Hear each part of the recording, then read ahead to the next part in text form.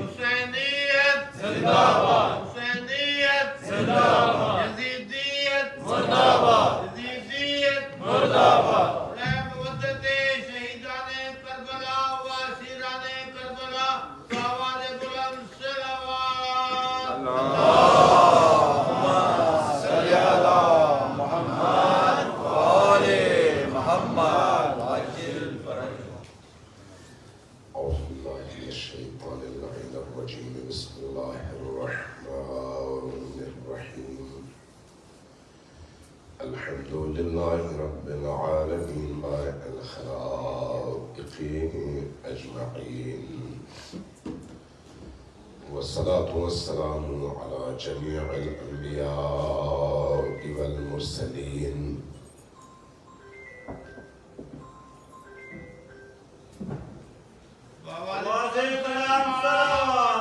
اللہم صلی علی محمد و آل محمد۔ والصلاة والسلام على جميع الأنبياء والمرسلين، سيما من سمي في الآفاق بأحمد وفي الأرض بأبي القاسم. صلی علی محمد و آل محمد عجل فرجهم۔ والصلاة والسلام على أولاده الطيبين الطاهرين المعصومين الميامين، واللعنة الدائمة على أعدائهم أجمعين من يوم عداوتهم إلى قيام يوم الدين. أما بعد، فقد قال رسول الله صلى الله عليه وآله: إن لقتل الحسين حرارة في قلوب المؤمنين لا تبرد أبدا. صلوات محمد وعلى محمد.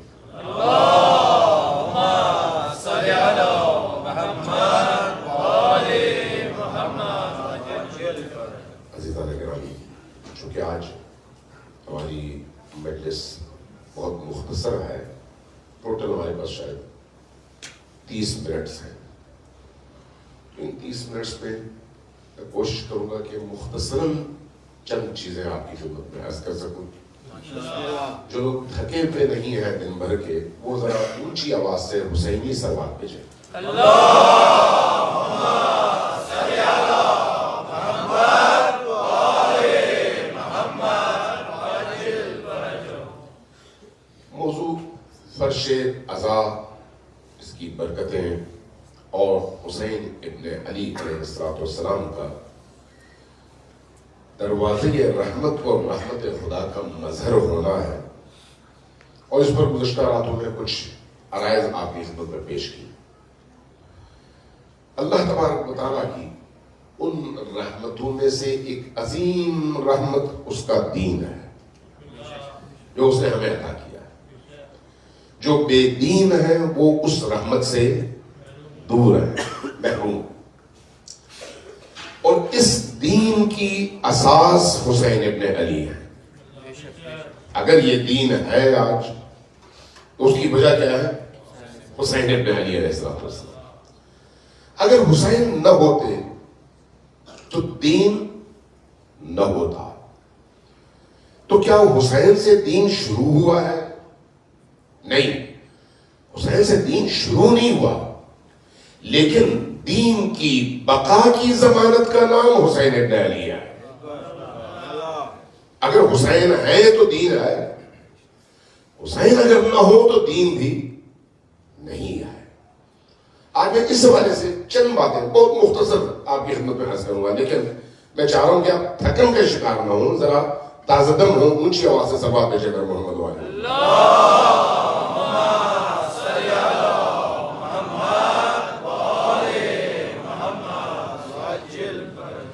عزیزان گرامی، آپ نے قرآن کریم پڑھا ہے۔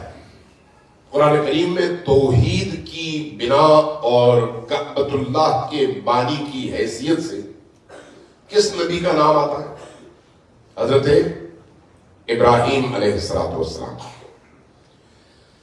حضرت ابراہیم کے حوالے سے روایات ہیں بحار الانوار میں، باقی روایات کی کتب میں، اور ایک عجیب چیز بیان کی گئی ہے. وہ کیا ہے؟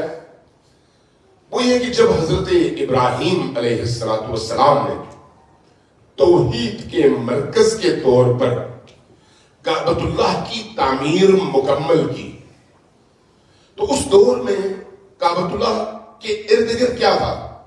کچھ بھی نہیں.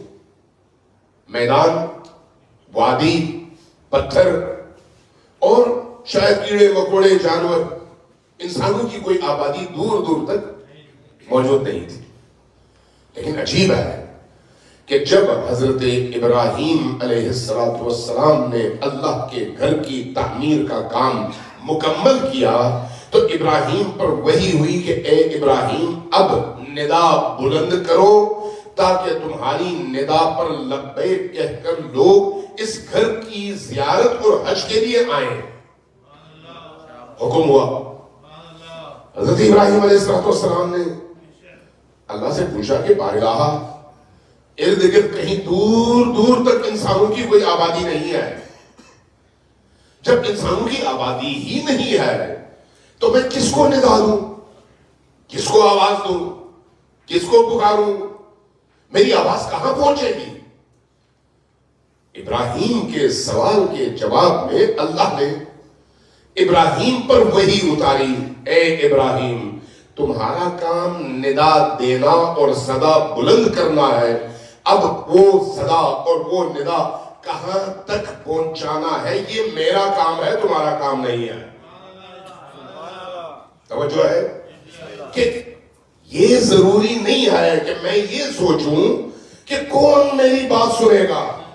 نہیں، یہ ضروری نہیں ہے کہ میں یہ سوچوں میں اگر یہ کام کروں تو اس کا کیا فائدہ ہوگا. نہیں، آپ جب اللہ کی راہ میں قدم اٹھاتے ہیں اگر وہ اخلاص کے ساتھ ہے تو پھر اللہ اس اخلاص کے کام کی برکتوں میں اتنا اضافہ کر دیتا ہے کہ آپ سمجھیں یا نہ سمجھیں پیغام آپ کا جہاں پہنچنا چاہیے وہاں پہنچ جاتا ہے.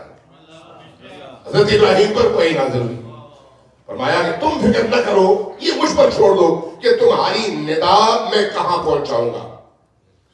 اب صادق آل محمد کی حدیث ہے، فرماتے ہیں کہ اللہ تبارک و تعالیٰ کے حکم سے جب ابراہیم نے ندا دی کہ لوگوں آؤ اللہ کے گھر کے حج کے لیے اور سفر کرو اور اللہ کے گھر کا طواف کرو اس لیے کہ یہ مرکز توحید ہے، تو اللہ نے کیا کیا؟ اللہ تبارک و تعالیٰ نے ان انسانوں کو جو باپ کی پشت پر ہیں، ان انسانوں کو جو ماں کے شکم میں ہیں، ان انسانوں کو جو ابھی عالم ذر میں ہیں، ان تمام انسانوں میں سے ان کا انتخاب کیا جنہوں نے عالم ذر میں اللہ کی ندا پر لبیک کہا تھا اور ان سے کہا کہ اب ابراہیم کی صدا پر لبیک کہو. اور نتیجہ ان لوگوں نے لبیک کہی اور اس کا نتیجہ یہ ہے کہ ایک ندا ابراہیم نے دی. اب تا قیامت ہر آنے والا مومن انسان اس ندا پر لبیک کہتے ہوئے لبیک اللہم لبیک کی ندا بلند کر کے خانے خدا کی طرف ہر سال جاتا ہے اور اس کا طواف کرتا ہے. اور یہ حدیث ہے، حدیث میں فرمایا کہ جس نے جتنے بار اس عالم میں ندائے ابراہیمی پر لبیک کہا اس کو اللہ نے اتنے ہی بار کعبۃ اللہ میں جانے کی سعادت بخشی. اب چاہے آنے والے انسان ہو یا ماضی کے، جتنے بار انہوں نے ندائے ابراہیم پر لبیک کہا اتنے بار ان کو کعبۃ اللہ جانے کی اجازت ملی.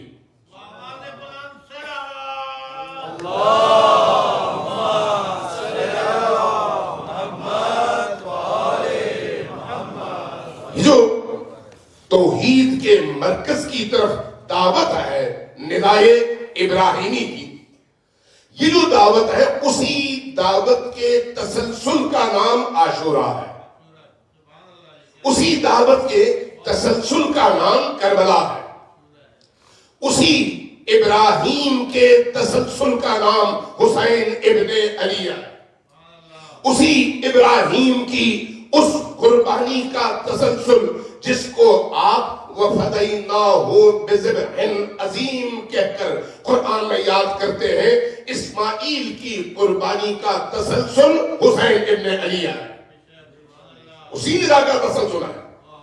اس لیے حسین ابن علی جس مقام پر کھڑے ہیں وہ مقام مقام ابراہیم ہے، وہ مقام مقام ابراہیم ہے۔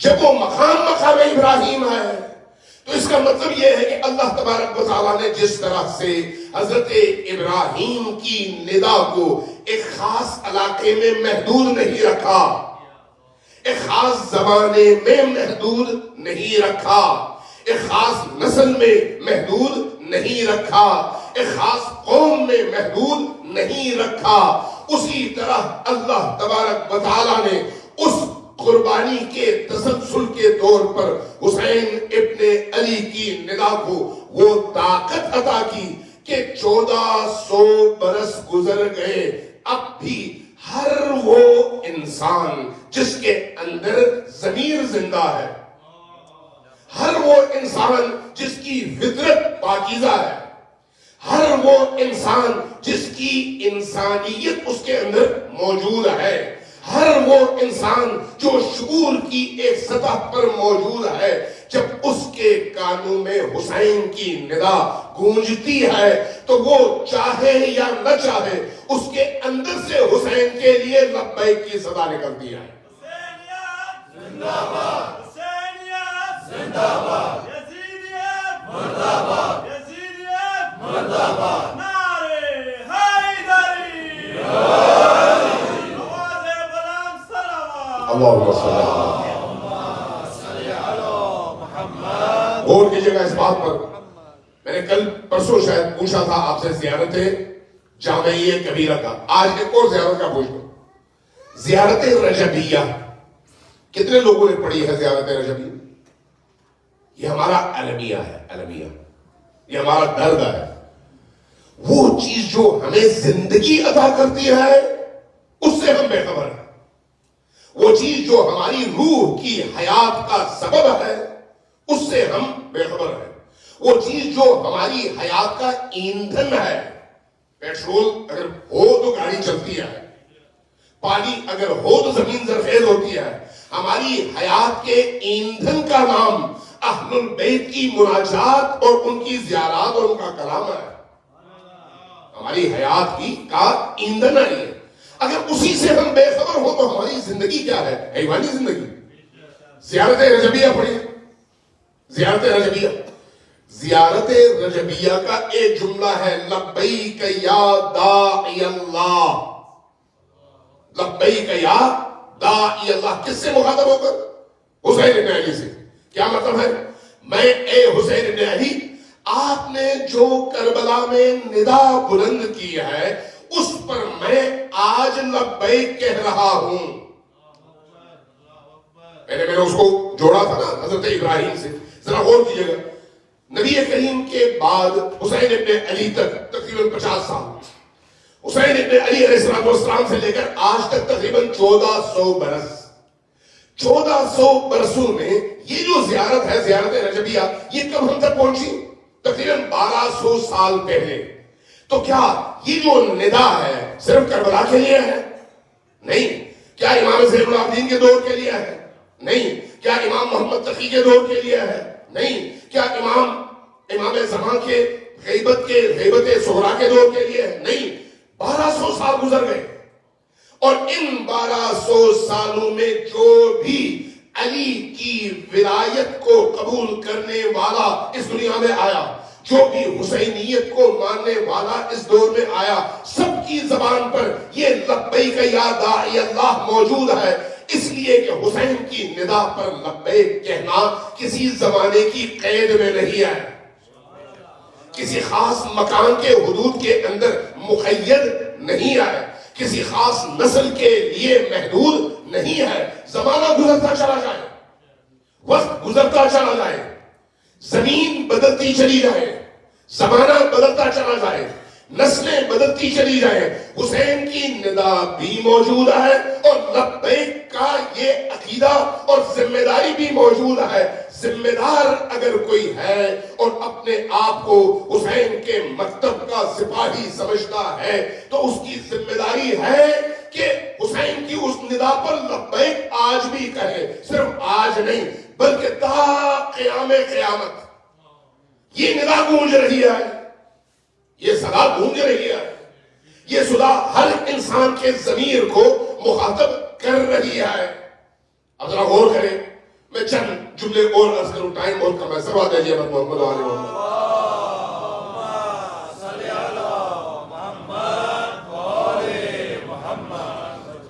ایک دفعہ پھر ذرا اونچی آواز سے سلوات دیجیے محمد.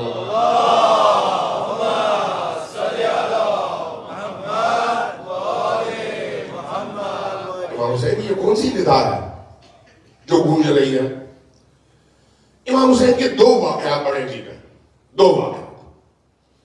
چونکہ یہ رحمت کا دروازہ ہے اس لیے میں یہ بات عرض کرنا چاہ رہا ہوں کہ ہمارے ذہنوں میں یہ بات بیٹھ جائے.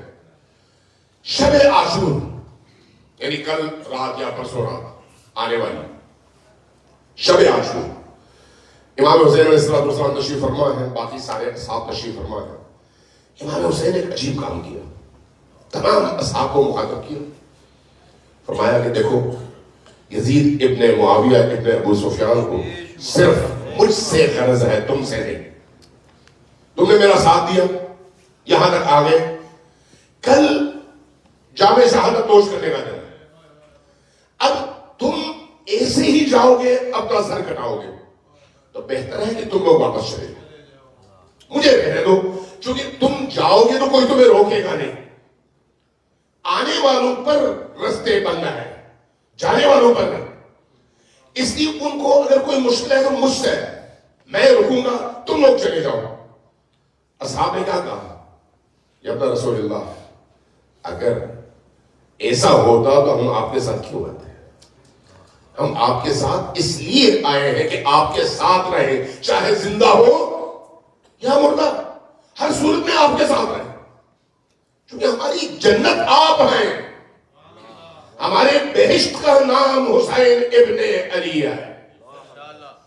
بہشت صرف وہ باغ, حورے, شہد کی نہریں, دودھ کی نہریں نہیں ہے, وہ حسین کے قدموں کی دھول ہے.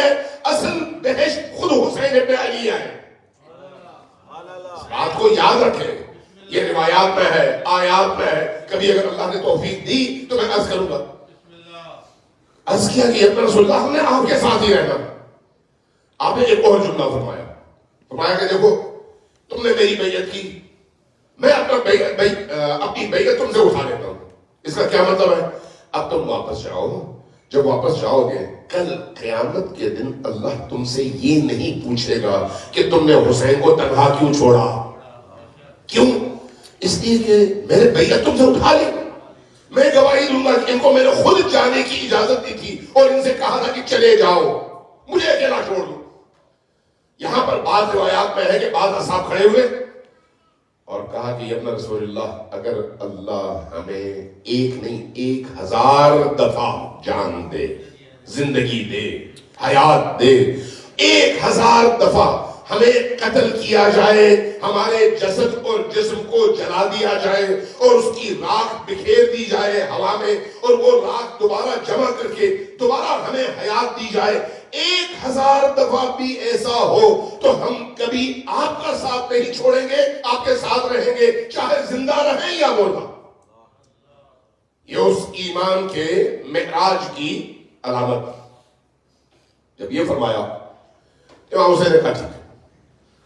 اس کے بعد پھر ان کو بشارت دی کہ آج کی رات میرے, تمہارے اور بہشت کے درمیان حائل ہے, صرف آج کی رات. کل ہم سب اپنے نبی کریم کی بارگاہ میں ہوں گے اور امیر المومنین کی بارگاہ میں ہوں گے. یہ رات کون سی رات ہے؟ 9 محرم کی رات.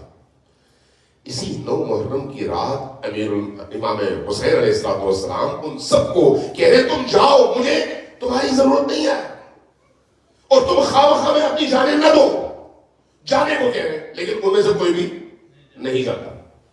عصر عاشور امام حسین اکیلے ہیں، اس اکیلے وقت میں جب آپ کی ارد گرد کوئی نہیں ہے، اکیلے بالکل رہ گئے، وہاں پر ندا دیتے ہیں حل من ناصر ینصرنی، کیا کوئی ہے جو میری مدد کرے، کیا کوئی ہے جو میری ندا پر لبیک کہے؟ ذہن میں سوال آتا ہے نا کہ یا امام مولا، کل رات آپ اپنے ساتھیوں سے کہہ رہے تھے کہ تم لوگ جاؤ، مجھے تمہاری مدد کی ضرورت نہیں ہے، آج جب سب شہید ہو گئے اب آپ کہہ رہے ہیں میری مدد کو آؤ، تو کل جب سب تھے تو آپ کہہ رہے تھے جاؤ، اب جب سب شہید ہو گئے اور آپ کی شہادت بھی چند لمحوں کے بعد ہونے والی ہے، ایسے موقع پر آپ کیوں فرما رہے ہیں کوئی ہے جو میری مدد کرے؟ تو حسین کیا جواب دیں گے؟ ایک جواب یہ ہے کہ دنیا والوں، میں تمہیں بتانا چاہ رہا ہوں کہ میں نے آخری وقت تک موقع دیا دنیا والوں کو کہ اگر میرے ساتھیوں میں کوئی ناخالص ہے تو آخری وقت میں بھی نکل جائے، لیکن سب خالص تھے، کوئی نہیں نکلا۔ دوسرا میسج دینا چاہ رہا ہوں کہ اب بھی یزیدی لشکر اور میرے ارد گرد کوئی ایک بھی ایسا بندہ ہو جس میں نور کی ہلکی سی رمق ہو تو اس کے لیے میں رحمت کے دروازے کھول رہا ہوں، آ سکتے ہو تو آؤ، لیکن امام حسین و صحاب امام حسین بآواز بلند صلوات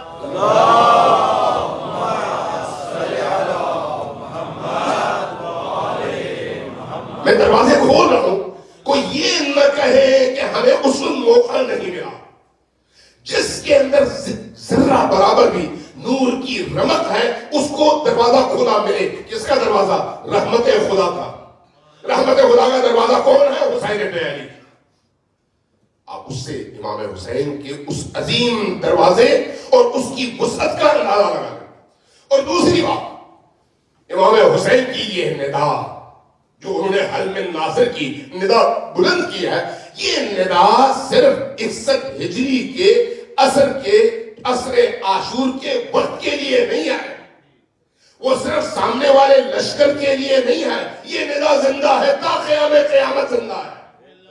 اب قیامت تک جہاں جہاں یزیدیت سر اٹھائے وہاں یہ ندا موجود ہے، حسینیت کی مدد کی ندا ہے اور نصرت حسین کی ندا ہے۔ اب جس کا ضمیر پاکیزہ ہے وہ اٹھے گا اور مدد کرے گا،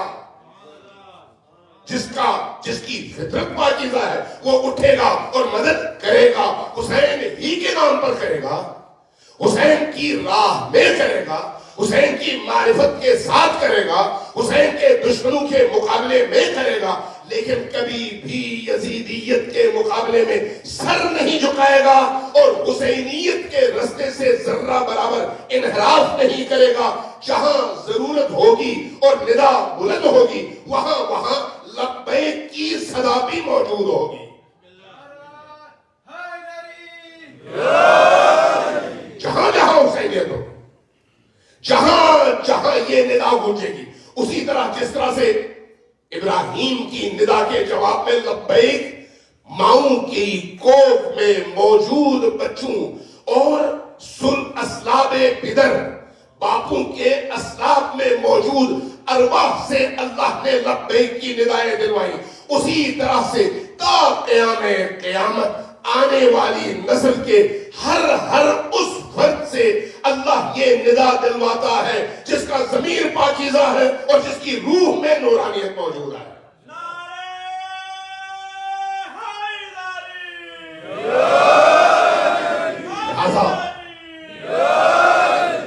لہذا جو حسین کی راہ میں قدم اٹھاتا ہے، حسین کی راہ میں جو حسین شناس ہوتا ہے، جو حسین کی مجلس میں آتا ہے، جس کا دل حسین سے جڑا ہوا ہوتا ہے، جس کی روح میں حسین خون بن کر اس کے پیکر میں اس کی رگوں میں دوڑتا ہے، جس کی ذہنیت حسینی ہوتی ہے، جس کی سوچ حسینی ہوتی ہے، جس کی زندگی کا مقصد حسین ہوتا ہے وہ کبھی بھی حسینیت کی راہ سے دشمن کی تعداد دیکھ کر پیچھے نہیں پلٹتا، دشمن کے روب سے ڈر کر پیچھے نہیں پلٹتا، دشمن کے ہیبت سے گھبرا کر پیچھے نہیں پلٹتا، بلکہ دشمن اگر بڑا بھی ہو، عظیم بھی ہو، مسلح بھی ہو، اس کا ہتھیار کیا ہے؟ اللہ پر ایمان اور حسین کی راہ کی حقانیت پر یقین۔ لہذا قرآن کہتا ہے کم من فئۃ قلیلۃ غلبت فئۃ کثیرۃ باذن اللہ، کتنے ہی ایسے گروہ تھے، بے شمار ایسے گروہ تھے جن کی تعداد کم تھی، لیکن اپنی تعداد کی کمی کے باوجود، اسلحے میں کمی کے باوجود، طاقت میں کمزور ہونے کے باوجود، اپنے زمانے کے بڑے بڑے فرعونوں کے مقابلے میں وہ اللہ پر اعتماد اور ایمان کے ساتھ کھڑے ہوئے، اور جب یہ کھڑے ہوئے تو اللہ تبارک و تعالیٰ نے ان کو نصرت عطا کی اور ان کو اس عظیم فوج اور عظیم لشکر اور عظیم طاقت پر ایسا غلبہ عطا کیا کہ کمزور ہوتے ہوئے یہ غالب آئے اور طاقتور ہوتے ہوئے وہ مغلوب ہوئے۔ یہ قرآن ہے جو یہ کہتا ہے، یہ قرآن کی بشارت ہے کہ کتنے ایسے چھوٹے چھوٹے کمزور گروہ تھے جو اپنے سے کئی گنا زیادہ طاقتور گروہوں پر غالب اس لیے آئے کہ انہوں نے حق کے رستے کا انتخاب کیا۔ اس حق کے رستے کا نام حسینیت ہے، اس حق کے رستے کا نام۔ آج حسینیت اور یزیدیت کی جنگ کا میدان ہے دنیا۔ آپ دنیا میں کہیں پر بھی چلے گئے، اگر آپ کو پچھلے دنوں جہاں جہاں معصوم بچوں کا خون ہوا، ان کے انٹرویوز، ان کے کلپس، شاید آپ نے دیکھو غزہ سے لے کر یمن تک، عجیب ہے کہ چھوٹے چھوٹے بچے بھی جب بات کرتے ہیں تو ان کی زبان سے قرآن کی آیتیں پھول بن کر جڑتی ہیں۔ قرآن کیا ہے؟ میں ایک بچے کی ویڈیو دیکھ رہا تھا، یقین جانے انسان تڑپ کر رہ جاتا ہے کہ آج بھی جس قوم کے اندر حسینی روح جاگ جائے، اس قوم کے بچوں کی کیا حالت ہوتی ہے۔ ہم کوشش کریں اپنے بچوں کو قرآن سے وابستہ کریں، قرآن ان کی زندگی کا حصہ بنے، قرآنی آیات سے آشنائی ہماری بھی اور ان کی بھی ضرورت ہے، اور یہی قرآن ہے جو ہمیں بچا سکتا ہے، یہی قرآن ہے جو ہماری نورانیت کا سبب ہے۔ ایک ہاتھ میں قرآن اور دوسرے ہاتھ میں اہل البیت، لہذا قرآن سے اٹیچمنٹ، قرآن سے مانوسیت، قرآن کی آیات ہمارے کانوں میں رس گھول سکیں۔ میں نے کلپ میں دیکھا ایک معصوم بچہ جس کی عمر زیادہ سے زیادہ 8 سال ہوگی، 7 8 9، اس سے بڑا نہیں، اس کی ٹانگ میں گولی لگی تھی، بازو میں بم لگا تھا، زخمی تھا، اور ڈاکٹروں کے پاس جب لایا گیا غزہ میں تو اس کو وہ بے ہوش کرنے کے لیے انستھیزیا ان کے پاس نہیں تھا، ڈاکٹروں کے پاس۔ کہنے لگا کیا کریں؟ بچہ کہنے لگا، اس کی ویڈیو ہوئی، بچہ کہنے لگا ڈاکٹر صاحب آپ میرا بازو کاٹ لیں، مجھے قرآن پڑھنے دیں، قرآن پڑھنے دیں، میں قرآن پڑھوں گا، میں آیات پڑھوں گا، آپ کاٹنا شروع کر دیں، میں سکون سے بیٹھ جاؤں گا، اگرچہ بے ہوشی کی دوا آپ کے پاس نہیں ہے لیکن میرے پاس قرآن ہے جو میرے درد کی دوا ہے۔ کون کہتا ہے؟ ایک معصوم بچہ۔ وہ معصوم بچہ کیوں اس مقام تک پہنچا ہے؟ اس لیے کہ اس تک یہ حریت اگر کسی نے پہنچائی ہے تو وہ حسین ابن علی ہے۔ اگر یہ آزادی فکر اس کے اندر جگائی ہے تو وہ حسین ابن علی ہے۔ اگر اس کے اندر قرآن کی محبت کسی نے پیدا کی ہے تو وہ حسین ابن علی ہے۔ اس لیے شب عاشور دشمن کا راوی حمید ابن مسلم یہ لکھتا ہے، کہتا ہے کہ جب میں نے شب عاشور قریب جا کر دیکھا تو مجھے ایسے لگا جیسے شہد کی مکھیاں جمع ہو کر بھنبھنا رہی ہوں۔ میں نے غور کیا تو دیکھا حسینی لشکر کے ہر خیمے سے قرآن کی تلاوت کی حزین آوازیں آ رہی تھی۔ یہ ہے حسین کا لشکر، یہ ہے حسین کے لشکر کی معنویت اور ان کی وہ حقانیت جس کی صدا کو اللہ تبارک و تعالیٰ نے آج کی نسل تک بھی پہنچایا ہے، اور تا قیامت آنے والی نسلوں تک یہ ندا پہنچتی رہے گی۔ بس ضرورت ہے تو اس نورانیت کی، جس کے اندر نورانیت ہوگی وہ اس ندا پر لبیک کہے گا۔ سلوات دیجیے محمد و آل محمد۔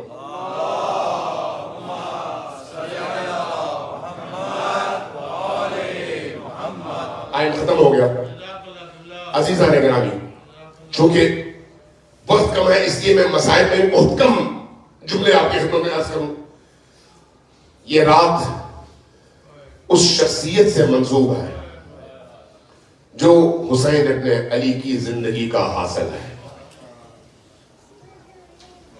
حسین ابن علی کا اسماعیل، حسین ابن علی کی زندگی کا وہ سورج جس کو علی الاکبر کہتے ہیں۔ علی اکبر یہ کیسا جوان ہے جو شبیہ ہے رسول ہے۔ امام حسین علیہ السلام اس جوان سے اتنی محبت کرتے تھے، فرمایا کرتے تھے جب میرا دل رسول کے لیے تڑپتا ہے تو میں اس جوان کی صورت دیکھتا ہوں۔ جب رسول کے لیے تڑپتا ہے، جب میں رسول کی چال دیکھنا چاہتا ہوں تو اس جوان کو چلتے ہوئے دیکھتا ہوں تو میری تسلی ہو جاتی ہے۔ جب میں رسول کی آواز سننا چاہتا ہوں تو اس جوان سے بلواتا ہوں، یہ بولتا ہے تو مجھے رسول کی وہ تشنگی اور کمی میری پوری ہو جاتی ہے۔ قد اقبل الیکم غلام، تمہاری طرف وہ جوان میں بھیج رہا ہوں جو ایسا جوان ہے، اشبہ الناس، تمام انسانوں میں سب سے زیادہ شبیہ ہے۔ کس کے شبیہ؟ بے رسول اللہ۔ کس حوالے سے شبیہ ہے؟ خلقاً و خلقاً و منطقاً، گفتگو میں بھی شبیہ رسول ہے، چال میں بھی شبیہ رسول ہے، اور صورت میں بھی ہم شکل پیغمبر ہیں۔ وہ جوان ایمان کے کس مرحلے پر ہے؟ آتے ہوئے کربلا کی طرف ایک جگہ جب امام حسین علیہ السلام کی کچھ دیر کے لیے آنکھ لگی اور جب آپ کی آنکھ کھلی تو آپ نے فرمایا انا للہ و انا الیہ راجعون۔ جیسے یہ جملہ فرمایا، علی اکبر نے فوراً پوچھا کہ بابا جان آپ نے یہ کلمہ استرجاع پڑھا، رجوع اللہ کا کلمہ، کیوں؟ فرمایا ایک آواز میرے کان میں آئی کہ یہ قافلہ موت کی طرف جا رہا ہے، اس لیے میں نے یہ کلمہ پڑھا۔ فرمایا کہ اولسنا علی الحق، بابا جان کیا ہم حق کے رستے پر ہیں یا نہیں؟ فرمایا ہاں ہے۔ تو پھر کیا فرمایا؟ فرمایا کہ جب ہم حق کے رستے پر ہیں تو چاہے موت ہم پر آ پڑے یا ہم موت پر جا پڑے، کیا فرق پڑتا ہے؟ یہ وہ با ایمان جوان۔ کربلا میں ہر ایک خاتون کو اپنا کوئی عزیز سب سے زیادہ پیارا تھا، سب سے زیادہ۔ امام حسین علیہ السلام کو بھی سب سے زیادہ پیارا یہی جوان تھا، لیکن مخدرات عصمت و طہارت میں حضرت زینب کی زندگی کے حاصل کا نام علی اکبر ہے۔ اس لیے حضرت علی اکبر کے علاوہ کوئی ایسا مرد نہیں ہے جس کے حوالے سے زینب سلام اللہ علیہا اتنی جذباتی ہوئی ہو، اتنا روئی ہو۔ علی اکبر ایسے ہیں۔ جب علی اکبر آئے نا نبی حضرت امام حسین کی بارگاہ میں، تو وہ وقت تھا جب تمام اصحاب جام شہادت نوش کر چکے تھے، جب سب جام شہادت نوش کر چکے، اور اب اہل البیت کے جوانوں کی باری آئی تو یہاں پر حق بھی بنتا تھا کہ سب سے پہلے وہی آئے جو حسین کو سب سے زیادہ عزیز ہے۔ لہذا جب علی اکبر آئے تو آپ نے تاریخ میں کہیں نہ پڑھا نہ سنا کہ حضرت امام حسین نے پس و پیش کیا ہو، اگر مگر کیا ہو۔ جیسے ہی علی اکبر آئے فرمایا ہاں بیٹا جاؤ، جا کر قربانی دو اور جامع شہادت نوش کرو۔ لیکن عجیب ہے، بعض راویوں نے لکھا ہے کہ جب علی اکبر میدان کی طرف جانے لگے تو امام حسین علیہ السلام ٹکٹکی باندھے اس جوان کو دیکھ رہے تھے۔ ایک دفعہ علی اکبر کے بعض راویوں نے یہ کہا ہے، بعض علماء بھی کہتے ہیں کہ ایک دفعہ علی اکبر کو اپنے پیچھے آہٹ محسوس ہوئی، پیچھے مڑ کر دیکھا تو کیا دیکھا؟ حسین کا ہاتھ کمر پر ہے اور اپنے بیٹے کو مسلسل دیکھے جا رہے ہیں۔ پوچھا بیٹا بابا ابھی تو آپ نے مجھے رخصت فرمایا تھا. فرمایا بیٹا جوان بیٹے کی جدائی کا درد کیا ہوتا ہے بوڑھے باپ سے پوچھو. حسین بن علی کو اتنا عزیز ہے. جب یہی جوان جب میدان کارزار میں گیا, میں مختصر کرتا ہوں وقت ختم ہو گیا, کہ میدان کارزار میں جب گیا ایک دفعہ پلٹ کر آیا بابا کے پاس. بابا بہت پیاس لگی ہے, یہ جو تلوار ہے بھاری ہے, اٹھا نہیں پا رہا, اتنا میں تھک گیا ہوں, بس مجھے چند گھونٹ پانی کے پلا دیجئے, اس کے بعد دیکھیے میں کس طرح اپنے دادا علی کی شجاعت کا مظاہرہ کرتا ہوں. امام حسین علیہ السلام نے بیٹے کو قریب بلایا, کہا کہ بیٹا میری زبان اپنے منہ میں لے لو اور چوسو. جیسے ہی زبان منہ میں لیا ویسے ہی پیچھے ہٹے اور عرض کیا بابا آپ کی زبان پر تو مجھ سے بھی زیادہ کانٹے ہیں اور خشک ہے زبان. فرمایا ہاں بیٹا پیاس ایسی ہی چیز ہے. فرمایا ایک کام کرو, اپنی انگوٹھی اتاری, کہا یہ منہ میں رکھ لو, کچھ تمہیں افاقہ ہوگا. اب یہاں پر بعض عرفاء نے, اہل دل اور اہل معنویت نے یہ بات بیان کی ہے. وہ کہتے ہیں کہ اب حضرت علی اکبر بابا سے مخاطب تو تھے, کہہ رہے تھے بابا اب مجھے شہید ہونے کی اجازت دیں, اب مجھے شہید ہونے کی اجازت. یہ اجازت کیوں مانگ رہے تھے جبکہ وہ ایک دفعہ میدان میں جا کر آ چکے تھے؟ تو عرفاء کہتے ہیں کہ جب تک یہ دوسری دفعہ حضرت امام حسین کی بارگاہ میں حضرت علی اکبر نہیں آئے, اس وقت تک امام حسین کی نگاہیں اس بیٹے پر تھیں, اور ان نگاہوں کی وجہ سے جو تیر آتا تھا رخ موڑ لیتا تھا اور بیٹا بچ جاتا تھا. اس لیے اب علی اکبر آئے اور کہنے لگے بابا جان اب تیروں کا رخ نہ موڑیے, آنے دیجیے تاکہ میں جام شہادت نوش کر سکوں. ایک دفعہ میدان میں چلے گئے, اور جب میدان میں چلے گئے گھمسان کی رن اور گھمسان کی جنگ, کچھ دیر بعد ایک ندا گونجی, یا ابتا, اے میرے بابا جان آئیے میرے ساتھ, آپ کا بیٹا زمین پر ہے. بعض مورخین نے لکھا ہے کہ اب کیفیت یہ تھی کہ حضرت علی اکبر اپنے بابا کو پکار رہے تھے, اچانک لوگوں نے دیکھا کہ بابا سے پہلے حضرت زینب پہنچ چکی ہے. حضرت زینب کو کسی اور کی لاش میں آپ نہیں دیکھیں گے, لیکن جب علی اکبر گرے تو بابا سے پہلے زینب پہنچی.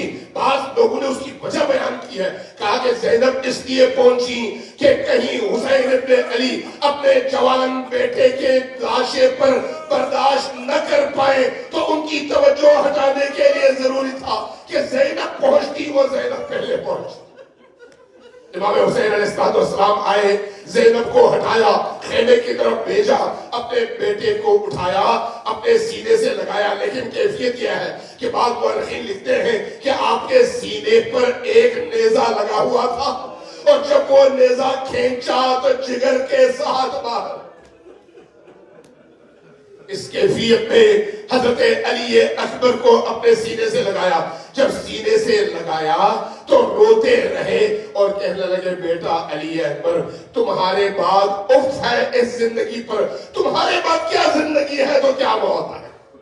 کچھ دیر بعد دیکھا آواز نہیں آ رہی, کیا دیکھا کہ علی اکبر آہستہ آہستہ پکار رہے بابا جان, دیکھیے رسول کریم تشریف لائے ہیں, آپ کے نانا تشریف لائے ہیں, مجھے بلا رہے ہیں اور کہہ رہے ہیں بیٹا اپنے بابا حسین سے کہو جلدی کرے, ہمیں تمہارا انتظار ہے. انا للہ و انا الیہ راجعون وسيعلم الذین ظلموا ای منقلب ینقلبون. نسألك اللهم ونعوذ باسمك العظيم الأعظم الأعظم الأجل الأكرم. یا اللہ یا اللہ یا اللہ یا اللہ یا اللہ یا اللہ یا اللہ یا اللہ یا اللہ یا اللہ یا رحمان یا رحیم یا مقلب القلوب ثبت قلوبنا علی دینک. خدایا ہماری اس قلیل عبادت کو اپنی عظیم بارگاہ میں شرف قبول عطا فرما. آمین کی آواز اونچی رکھیں. خدایا ہم سب کے گناہوں کی مغفرت فرما. آمین کی آواز. دیکھیں یہ دعا کی مقبولیت کا وقت ہے, عاشور قریب ہے, ذکر اہل البیت ہے, آنسو اور اشک کی مجلس ہے. اس لیے ان لمحات میں جو آپ کے دل میں دعا ہے وہ ضرور مانگیے اور اونچی آواز سے مانگیے. خدایا ہم سب کی حاجات شرعیہ کو قبول فرما. بارگاہ ہمارے گناہوں کی مغفرت فرما. بارگاہ حسین ابن علی کو ہم سے راضی فرما. بارگاہ جب تک ہم زندہ ہیں حسین کی راہ پر ثابت قدم رہنا نصیب فرما. بارگاہ حسین کے غم اور حسین کے عشق سے مالا مال فرما. بارگاہ ہم سب کے جتنے بھی مرحومین دنیا سے گزر چکے ان سب کی مغفرت فرما. بارگاہ اس سال گزشتہ سال میں اب تک جتنے بھی مرحومین دنیا سے اٹھ گئے ان سب کو اپنی جوار رحمت میں جگہ عطا فرما. بارگاہ ہماری زندگیوں میں پاکیزگی، تقوی، خدا خوفی، حب اور عشق اہل البیت زندہ فرما. بارگاہ ہمیں ہر طرح کی خطا، ہر طرح کے گناہ، ہر طرح کے انحراف اور اللہ کی مخالفت کے میدان میں ہمیں محفوظ فرما. بارگاہ ہمارے دلوں کو ایک دوسرے کے ساتھ جوڑ دے. خدایا ہمارے دلوں میں کدورتیں اگر ہیں تو ان کدورتوں کو بحق اہل البیت ہمارے دلوں سے پاک فرما. بارگاہ ایک دوسرے کے لیے محبت، ایک دوسرے کے لیے مودت ہمارے دلوں میں پیدا فرما. بارگاہ دنیا بھر میں جہاں کہیں پر بھی ظلم ہے، ظلم کے خلاف ہمیں اٹھنے کی توفیق عطا فرما. مظلوم کی حمایت کی توفیق عطا فرما. ظالم کی مخالفت کی توفیق عطا فرما. خدایا امام مہدی آخر الزمان کے ظہور میں تاجیل فرما.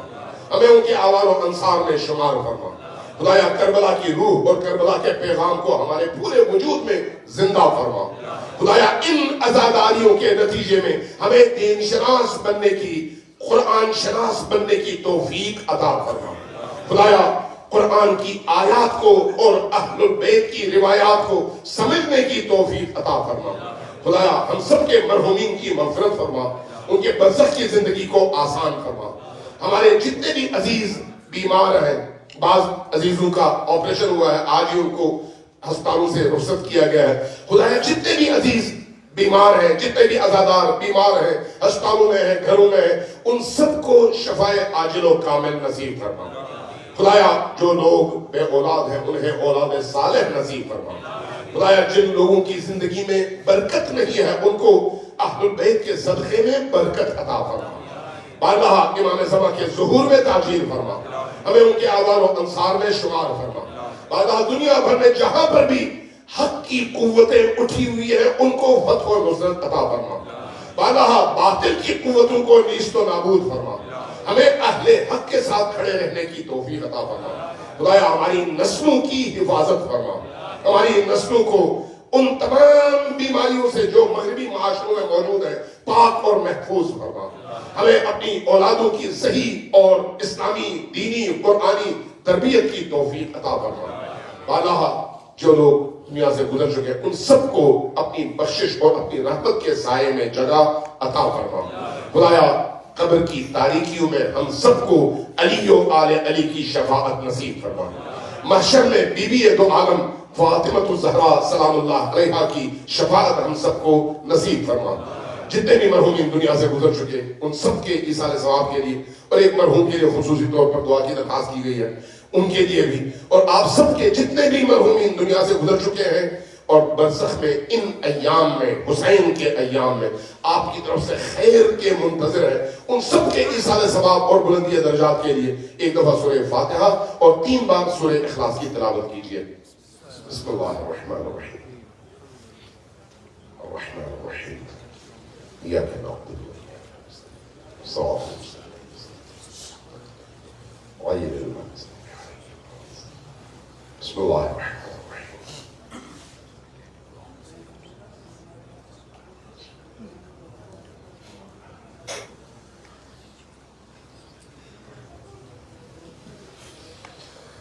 ہمارے ایک برادر نصرت کی والدہ کے لیے فاتحہ کی درخواست کی گئی ہے، ان کے لیے خصوصی طور پر اور آپ سب کے جتنے بھی مرحوم ہیں سب کے لیے عمومی طور پر سب کے ایصال ثواب کے لیے، خصوصاً اس خاتون کے لیے سب مل کر ایک دفعہ پھر سورہ فاتحہ کی تلاوت کیجیے. بسم اللہ الرحمن الرحیم.